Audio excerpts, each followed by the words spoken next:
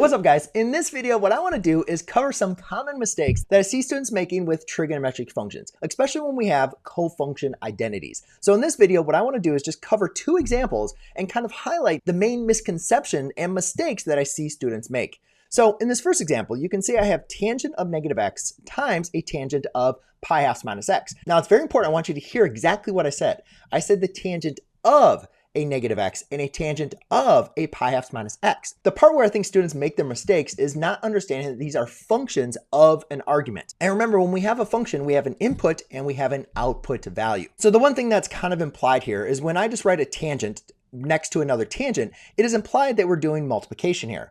But when I have the tangent and this negative x, that's not a tangent times a negative x. One of the big mistakes that I see students make is thinking that this is like a tangent times a negative x times a tangent times a pi halves minus x. It's not multiplication. This is a tangent of. And the best way I can describe that is thinking of like a square root, right? We have a square root of whatever is under the radical, which we call the radicand. So if you're thinking of this as multiplication though, some of the mistakes you might make is actually to distribute the tangents. And when I'm working with students, some of the key ways that I'll see students make this mistake is writing them just like this.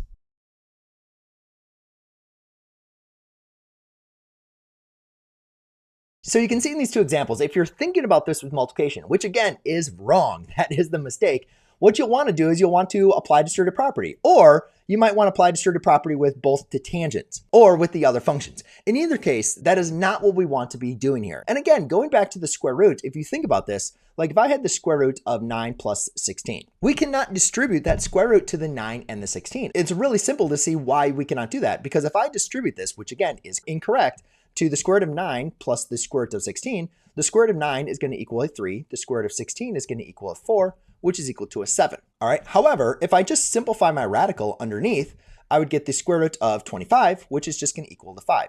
So you can see that a 7 and 5 are not the same, right? Now, again, a lot of students will get this confused because we know that the product rule works with the rules of exponents. So for instance, if I had a 9 times 4, right, we can simplify that. We can break that up into the square root of 9 times the square root of 4, which is equal to a 3 times 2, right? Which is the same thing as a square root of 36, which is equal to 6. 3 times 2 is equal to 6. So it works for multiplication, but it does not work for addition or subtraction. And again, the square root is a function just like the tangent is a function. And again, the main word I want you to take away from this is of. It's the tangent of something. It's the square root of something. So what do we do here? Because in this example, we can't simplify these. So these are your trigonometric identities, and it's going to be really helpful for you to remember and practice using these identities. So what we're going to do in this case is the tangent of negative x is actually just going to be equal to a negative tangent of x, and the tangent of pi halves minus x is actually equal to a cotangent of x.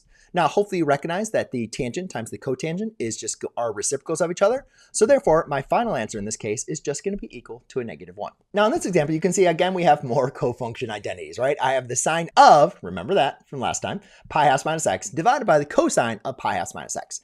Now, a couple of mistakes that I see students make is, again, they just want to divide out terms, right? So they see that, oh, this is the same and that's the same, so let's go ahead and divide them out. So then what they get is a sine over a cosine, and they say that answer is equal to a tangent. Easy, I'm done. Now again, this is incorrect because this absolutely makes absolutely no sense.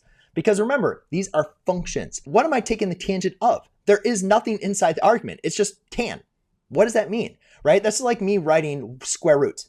When you're like, what does square root mean? Square root of something, right? We have to have something under the radical. We have to have something that we're taking the tangent of. So we cannot divide out our arguments. And again, I understand where a lot of students will get this. You know, if we had an expression like x plus 1 divided by, x plus 3, right, all over an x plus 4 or x plus 1, whenever we see something in the numerator and denominator that are exactly the same, we can go ahead and divide them out. That's what we call the division property, right? So then that's going to equal an x plus 3.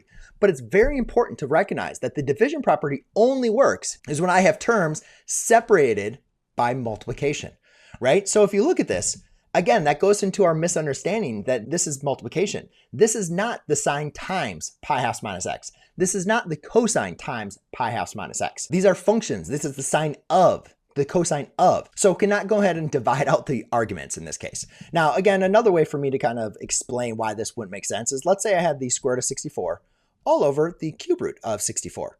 Now, hopefully you recognize the square root of 64 is just going to be an 8.